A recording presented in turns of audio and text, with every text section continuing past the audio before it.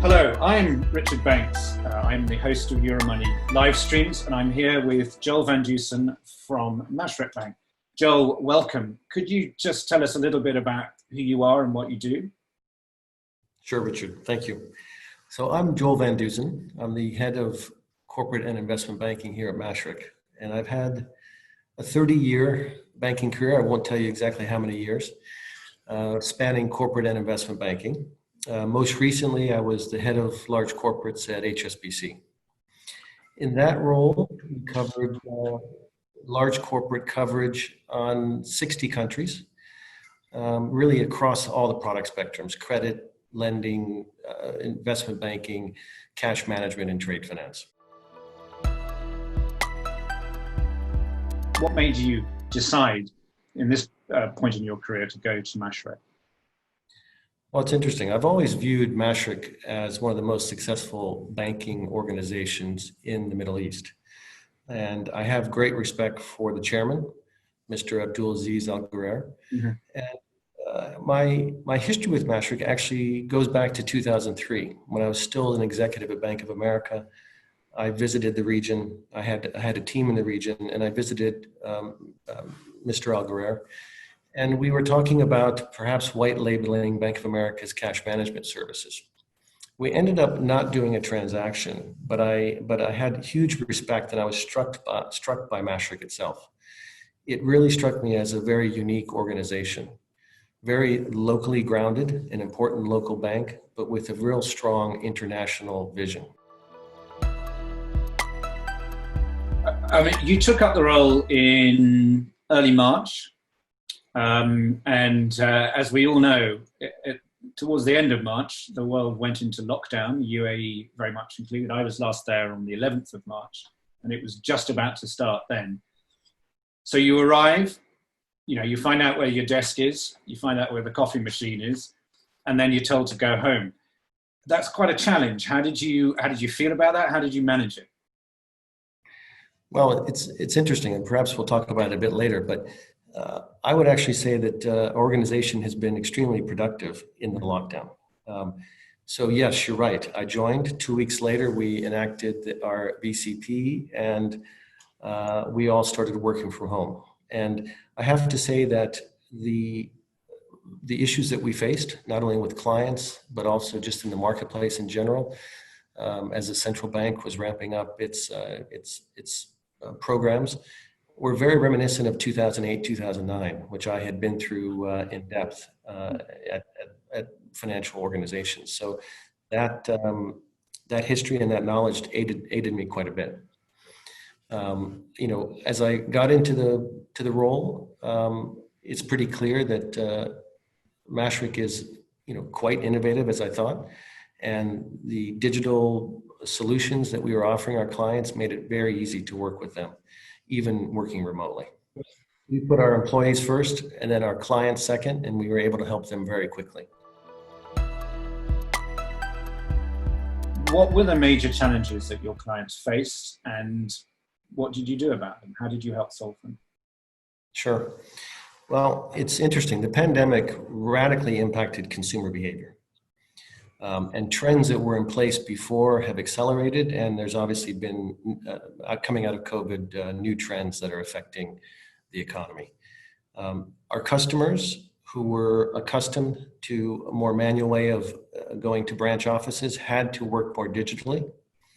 That meant banks had to rethink how they serve their clients. But first, I'll talk about the employees, because I think that's important. Sure. Yeah. It forced the employees clearly in the banking sector into uncharted territory. Banks had to take their operations online, and we at Mashreq were really on the forefront of this. We motivated the technology groups quickly. Within a short period of time, we were working remotely to the tune of 97%. And we put health and safety first, but we were able to mobilize and move 97% of the workforce to a work from home environment. We increased the network capacity. We gave them manuals for each line of business, and we supplied them with the necessary technology for video conference calling. So I think that goes down to the robust business continuity planning we had. And that actually helped us work more closely with our clients because it put us in a position where we could deliver exceptional service seamlessly while people were working from home. So I must shout out to the employees. They did a fantastic job and worked incredibly hard to make the transition smooth. Interestingly, we do measure, as you would expect, lots of metrics in the business, and we've seen our productivity actually go up as we've been. So we were prepared with the digital tools that we needed because of our historical investment into innovation and digitization of our tools and our credit journeys and our solutions for our clients. We were able to work effectively and quickly with the clients. So we proactively communicated to them quickly about the ways they can continue to transact in the digital world. Our RMs proactively went out and talked to all of the clients. And we've seen many of our clients that were historically resistant to digitizing, if you will, and really preferring manual, switching to a digital environment. I think they see not only the ease of it, but also the efficiency, and in this environment, the cost savings. But importantly, we're also helping clients financially, not just with our digital platforms. So the most important thing is we know that what we do in these difficult times matter. And our clients will remember how we've helped them. And so we move very quickly because we could to help the companies financially. And so in addition to helping them transact more efficiently, we put a number of initiatives in place that were designed to relieve financial stress.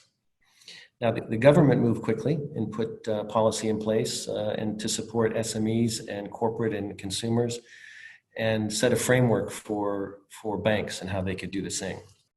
So we've introduced a number of financial relief measures aimed at providing help to both our retail banking clients as well as our corporate banking clients. So these have included restructuring payment terms, reducing processing fees, and deferring principal, and in some cases, deferring interest. And this has helped them greatly. This has helped ease and give them peace of mind in this environment. On the thought leadership side, I think it's important to mention that as well. We also have provided our clients with webinars that are designed to provide them expertise, both expertise from our Mashreq bankers as well as expertise from the various sectors that we cover, really to discuss how the current business environment will change post-COVID, how it may be affecting their business, and how they can alter some of their strategies to help. So it's really been a multi-pronged approach of support for our clients, and I think in this time it's very much appreciated by them. What are the prospects that you and Mashreq see in the short term?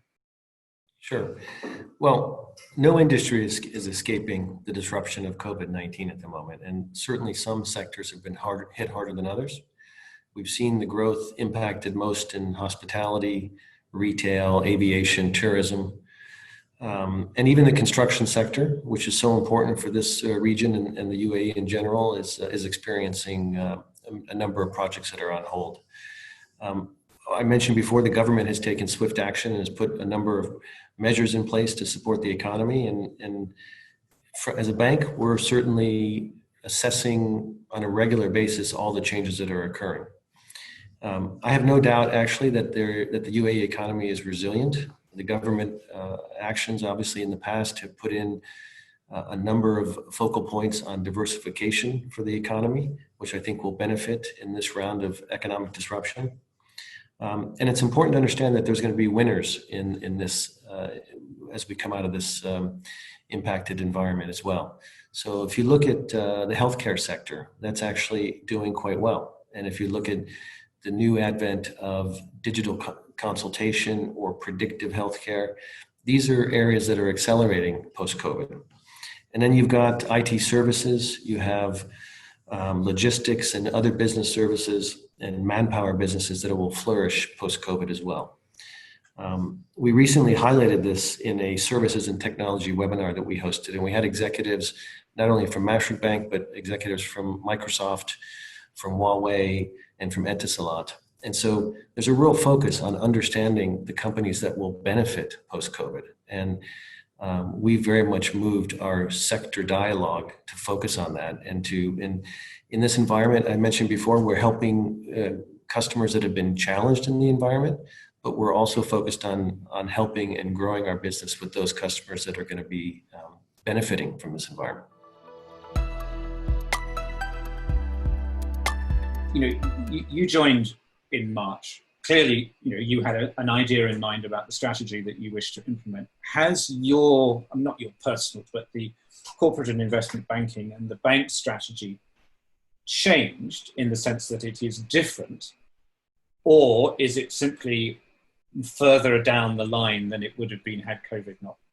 Yeah, no, it's a good question. So clearly the future is uncertain. There's going to be more challenges ahead for sure.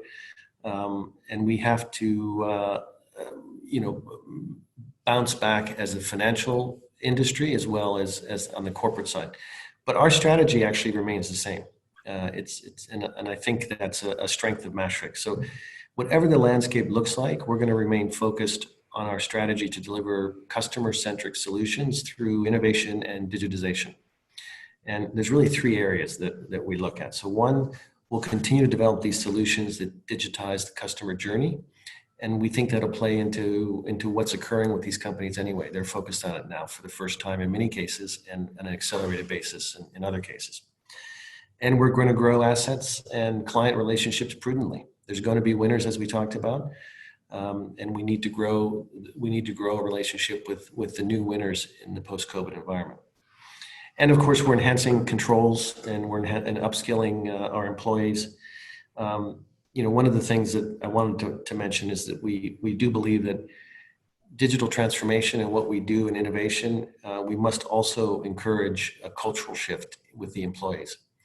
I do believe that banking has become very much a technology type business, and those banks that operate as like a technology company will benefit in the future. So as an example, we recently offered our employees access to the IBM Digital Nation program, which is online learning, and it covers areas like Internet of Things, blockchain, coding. We had thousands take up the offer. So it speaks to that culture in the bank that is very much focused on innovation and technology. So what excites you about the future as you see it today, and particularly, of course, about Mashreq's role in it? I must say I'm very much excited about the future of the region and of Mashreq within the region. One of the things we haven't talked about, which I'll touch on, is we have a fantastic growing business in connected corridors to the UAE. So certainly GCC, but also Southeast Asia, India, Egypt, to name a few. And we're also working in Hong Kong and US with those large companies that trade with the UAE and the GCC. So we're growing our client base and increasingly connecting the corridors of activity. So what really excites me, I guess, is a couple things. So one, how customer focused Mashreq is, how nimble and decisive we are as a management team, and the culture. The culture is forward thinking, and it's very collaborative and very supportive. So let me touch first on the organizational topic, because Mashreq is an agile organization, and for those of you who may know the old days terminology, agile is the new version of Six Sigma, which led some large companies to success in the past decade. We've adopted the agile approach across all of our businesses, and it's really taken a very segregated functions and departments and made them more multidisciplinary, which has made us more efficient. And we talked a lot about COVID. I think this agile approach has made us much more nimble in the COVID environment and has allowed us to pursue opportunities.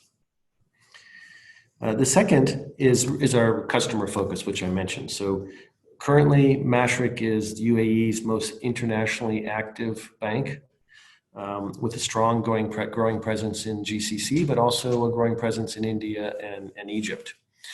In India, we pick our spots. We're very much a trade organization and a cash management organization.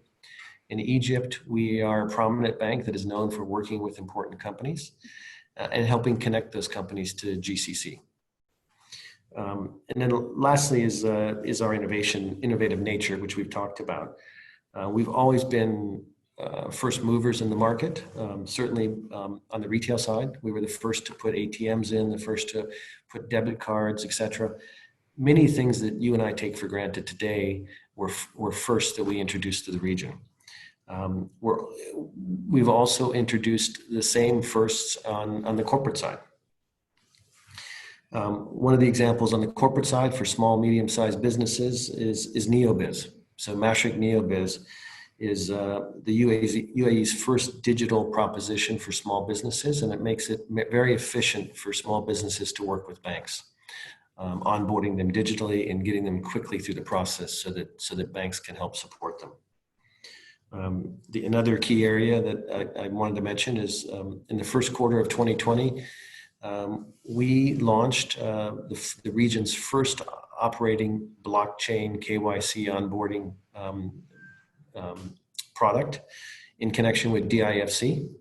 This allows corporates to onboard in a very open architecture way into and links multiple banks into the platform as well as free zones. So this is an initiative that has gotten a little bit of fanfare around it. It's something that's currently operating, and we're receiving leads and companies coming in on a daily basis now through it. So we continue to invest in technology and transforming our retail branches and also transforming our corporate business. First and foremost among that is the investment in our Mashreq Matrix online banking system.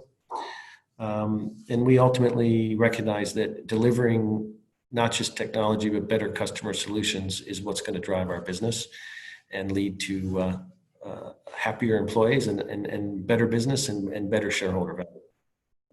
Excellent. Joel, it's been an illuminating session. Thank you so much for taking the time out of your, no doubt, exceptionally busy week to talk to us. We look forward to talking to you again. I hope in person one day. It would be nice. We can enjoy a nice lunch in Dubai. That would be terrific. And thank you very much.